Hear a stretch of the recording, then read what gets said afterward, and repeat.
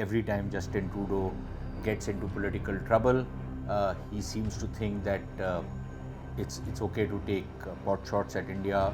RCMP, the Royal Canadian Mounted Police, have launched a series of allegations against India. These are still allegations. They have not furnished any evidence.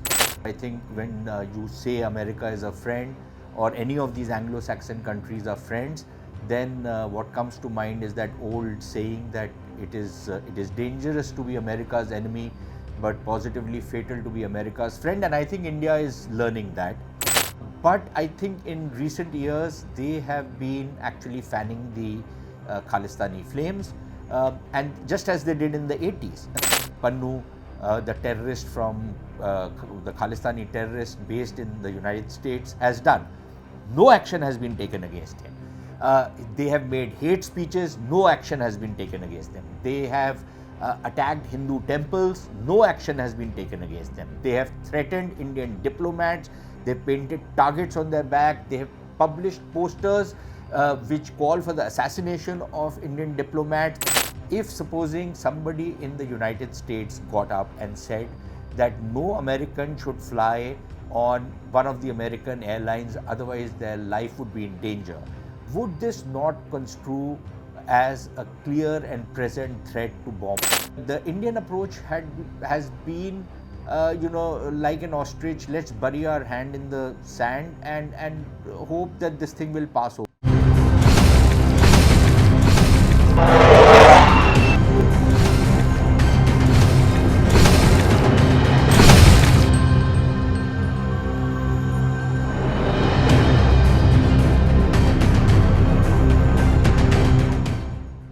I think when you say America is a friend or any of these Anglo-Saxon countries are friends, then what comes to mind is that old saying that it is dangerous to be America's enemy, but positively fatal to be America's friend. And I think India is learning that increasingly, of how the Americans, despite professing all kinds of friendship, all kinds of engagement that you might have with them, behave like a power which will always keep some aces up their sleeve. They understand better than us. We clearly are quite naive about it, and we simply do not understand that in international relations there is nothing called friends.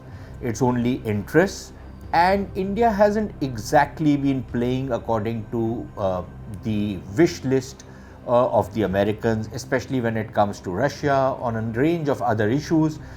India has insisted on doing her own thing, and clearly the Americans, while they don't make a public song and dance about it, are not quite happy. So they have built certain leverages, and the Khalistani terrorist movement is one such leverage. Incidentally, even in the 1980s, when this movement first erupted, it came from the Anglo-Saxon world.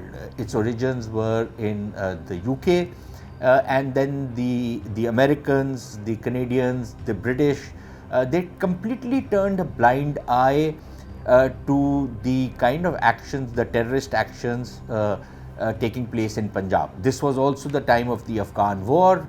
They were in bed with the Pakistanis. The Pakistanis were completely backing the Khalistan movement, as they are even now. Incidentally, again, the Canadian intelligence agency chief, or the acting director, I believe, in her recent testimony has said that the Pakistanis are involved in the Khalistani movement in Canada. But the Canadians, as for that matter the Americans, have refused to act against the Pakistanis hobnobbing with their citizens against a third country. The Americans did it in the past with that clown Ghulam Nabi Fai, who was convicted, with something which did happen to improve India's relations with America.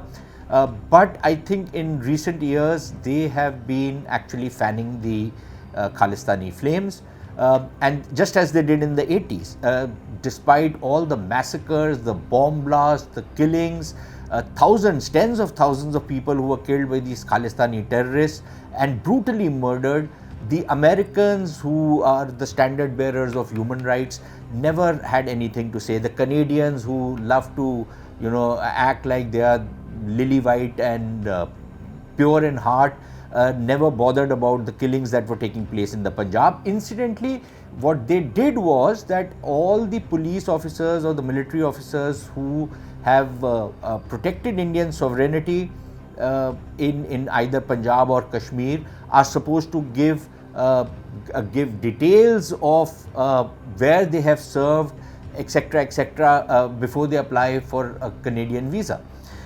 India, on the other hand, has not got any such, has not made any such metrics, and I wonder why.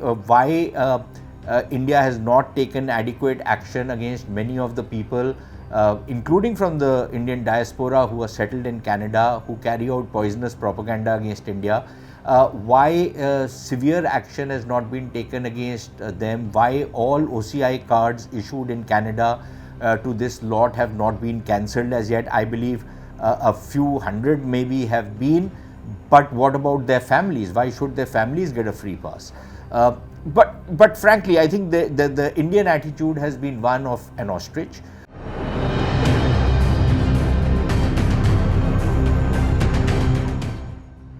When these allegations first erupted last year by Justin Trudeau, again without any evidence, he claimed credible allegations, whatever that means. The Indian approach has been, like an ostrich. Let's bury our hand in the sand and hope that this thing will pass over. Secondly, we thought that okay, fine, it's Canada. They don't have any real evidence. So let's see what the Canadians can do. Little realizing that the Canadians were acting partly at the behest of the Americans, or at least they were acting in conjunction with each other, as now it seems that the British are doing. And if the British and the Canadians are doing this, then I don't think the Australians are going to be far behind. And frankly, we seem to have imagined that, look, we have such deep engagement with the Americans, they will not push this relationship over the edge. There is, of course, that strategic alignment which we have for whatever that is worth. And they will not do, they will not really push this relationship beyond a point. But clearly, it seems that that is exactly what they are going to be doing.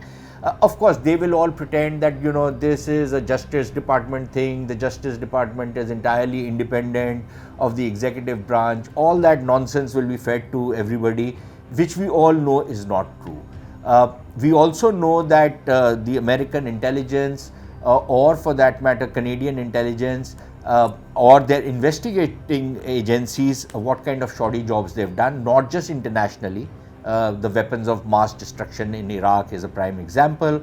There are a number of other examples which one could give of what kind of shoddy investigations they've done, how they let the bombers of the Kanishka Air India plane go scot-free, how the Canadians have actually allowed Khalistani terrorists to become part of the Canadian ecosystem, and how the so-called famed FBI has not been able to trace the people who have attacked Indian consulates in San Francisco.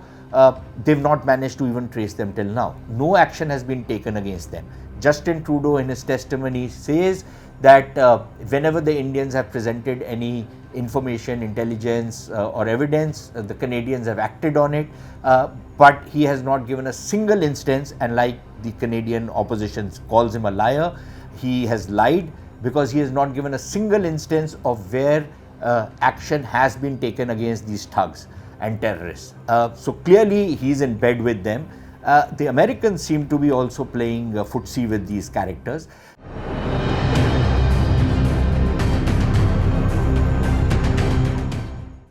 And this is a question I have asked innumerable times. If supposing somebody in the United States got up and said that no American should fly on one of the American airlines, otherwise their life would be in danger, would this not construe as a clear and present threat to bomb an airline? This is exactly what Gurpatwant Singh Pannun, the terrorist from the Khalistani terrorist based in the United States, has done. No action has been taken against him. They have made hate speeches, no action has been taken against them. They have attacked Hindu temples. No action has been taken against them. They have threatened Indian diplomats. They painted targets on their back. They have published posters which call for the assassination of Indian diplomats. They have announced bounties against Indian diplomats. No action has been taken against them. And yet, the Americans claim that the lives of their citizens are precious, but if the Indians are killed or India's security is threatened by actions taken by their citizens, then that's perfectly fine. Where brown man, black man can die, white man should not die. So clearly there are these double standards, and frankly, I think we haven't really called it out. I think we should have called this out, and I think the government of India has been remiss, partly because maybe it was thinking that we have very good relations with the Americans and with the rest of the Anglo-Saxon world. So why call this around? But I think this has been seen as a sign of weakness. I think the Americans are convinced that they can push us. Now, for example, they have published a supplementary charge sheet, indictment against a former employee of the Indian Intelligence Service, who they blame for plotting the assassination of Gurpatwant Singh Pannun. They've already extradited some other guy in the US. So there is some talk that they might seek his extradition. Now, the government of India has claims to have sacked the guy because it was an unauthorized operation. Number two, the government of India apparently has arrested him. But I think extraditing somebody just because the Americans want him to be extradited would be a grave folly. After all, when 26/11 attacks happened and there was an American involved in it, actually a number of Americans, including David Coleman Headley, there was this other guy, Tahubbur Rana, who's apparently a Canadian citizen but was probably working in the United States. Memory fails me on that right now. These guys were not extradited to India.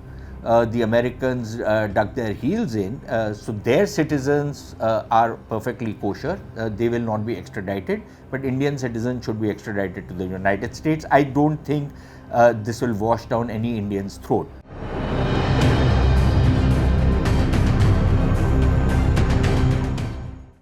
Yeah, so I think this is one place where we need to dig in our heels.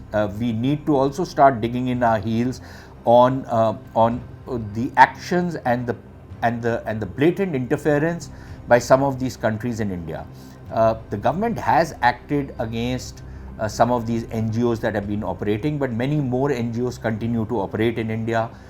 They continue to try and influence Indian politics. They try and influence the public discourse in India.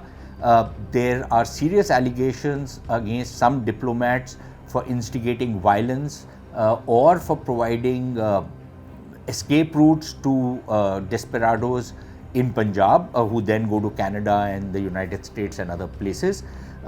They seem to be condoning or at least ignoring the drug trafficking, the human trafficking, the gun running which is being carried out by these gangs based in Canada and the United States through Pakistan into India. I think this is now a matter of national security for India, and if the Indians think that we have so much going with these guys, why upset the apple cart by bringing this up, why make a big issue out of it, then be rest assured that and we have a history of almost 300 years with these guys. We know how the Anglo-Saxons operate. The moment you give them, you give space to them, they will not take an inch, they'll take a mile. I think it is about time we value our relationship with these countries, but this cannot be a one-sided relationship. If they want us to be a subservient nation, I don't think anybody in India is ready to do it. Partnership certainly. but a subordinate status, I'm sorry, it's not going to be very acceptable. There will be a certain inequality in the relationship, that's understandable. Simply the dynamics of power dictates that. But beyond that, if they think that the white man says jump, we'll jump, the white man says sit, we'll sit, I don't think that is, there would be some Indians who would be very ready to do it. All kinds of, including in the parliament, we've seen some of the so-called parliamentarians of India who are very worried about India's reputation, and they're besmirching India's reputation even more by trying to latch on to the narrative which is being peddled by the Western powers. But I think the bulk of India would not be ready to accept what is happening.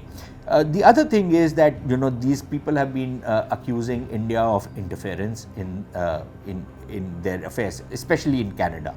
But look at the travesty of what Canada is trying to do. When pointed out, when the Chinese interference is pointed out to Justin Trudeau, he says, well, that is exactly what diplomats do. But diplomats and officials of one country in another country, it's their job also to try and find whatever information they can on elements which are hostile to their home countries. That is part of their job. That do the Canadians who come to India or serve in India, or the Americans who serve in India, not carry out these activities in India? Are the Americans telling us that they don't have their own independent intelligence network in India? How is that moral? And if India has a similar network in their countries, that's immoral. Okay, I can understand that,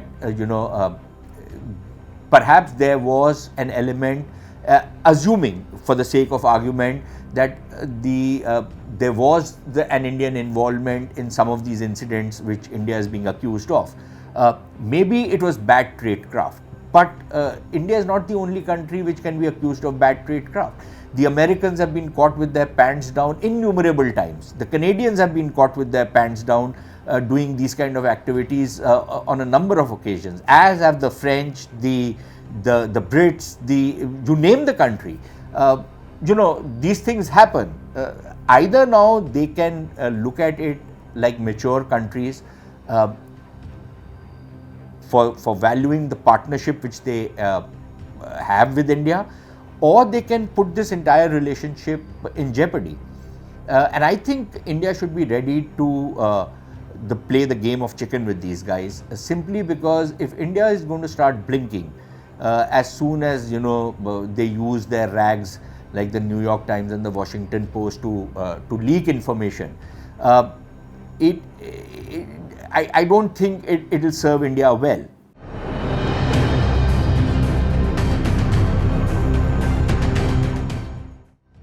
I think it's also time that India starts drawing the red lines which cannot be breached. I don't think these have been defined as well as they should have been. And I don't think the signaling from India's side is of a type which will tell these guys where they need to start backing off. While India should be ready to cooperate where it does not affect our national interest, but to kowtow to these guys on everything is to give them a license to interfere in India's internal affairs to a point that would start impacting on India's stability. Let's face it, what they are trying to do is get a subservient, obsequious India. Now, it is India's choice whether it wants to retain its own strategic autonomy, or whether it wants to have the ability to decide on what will serve India's interest and what will not serve India's interest, or they just decide that, okay, fine, having a kind of a relationship of subservience to these guys, being the not sitting on the high table but being the waiter in the room is what India aspires for, then that is India's choice. But But if this is being forced down our throat, then at least I as an Indian citizen find it unacceptable. So I think we need to wake up to what is underway. There is a coordinated action which is taking place. The Canadians on their own just do not have the power to push India. But I think the Americans, this latest indictment which has come out at a time when Justin Trudeau and his investigating agencies, which seem to imagine as though they do no wrong, that their investigations are always on the mark. They still haven't produced any evidence. In fact, even the indictment which has been produced today has so many holes that it's unbelievable that such an indictment has been produced or presented in a court of law. Nevertheless, for Indians to some Indians, I don't say all Indians, for some Indians to display this deep inferiority that the white man has investigated something and it must be the word of God, it must be absolutely true. I don't think that's how this whole thing works. Secondly, there was a former Canadian intelligence chief who said, well, over a period of time, I think we will get some of these people to sing. If it comes to people singing in custody and implicating other people, then I would invite this intelligence chief to come to India. All that I need to do is hand him over to the Delhi police for a couple of hours, and even he will start singing, and he will sing whatever tune we want him to sing. So if that is the kind of evidence that you are going to turn around some of these characters, many of these lowlifes would be more than ready to sell their soul simply so that they can stay in the US or Canada as they call it, and they would be ready to do it. So what is the credibility of anything they say? And I think we need to be a little confident in our own selves and not accept whatever is dished out by the Western media or Western governments as gospel truth. I think we need to question it, and we need to apprise them of the fact that just as they have the right to carry out actions to protect their own people, that right cannot be denied to India. They do not enjoy any kind of exceptionalism when it comes to protecting their security, their citizens, and India does not have any right when it comes to protecting Indian security and Indian citizens. Because what is happening from Canada and what is happening from the United States is having real life consequences in the state of Punjab. And it's about time that the government of India stop behaving like an ostrich, stop behaving as though if we play by the book, everything will work out. If we dig our head in the sand, the storm will pass us over. If we keep quiet and do not push back, this thing will go away. It won't go away. If you don't push back, they will keep pushing you. So I think that is my take on this entire fracas which is unfolding as we speak. And it's about time that the government of India also decide that always trying to play this in a very soft way may not always work very well for India.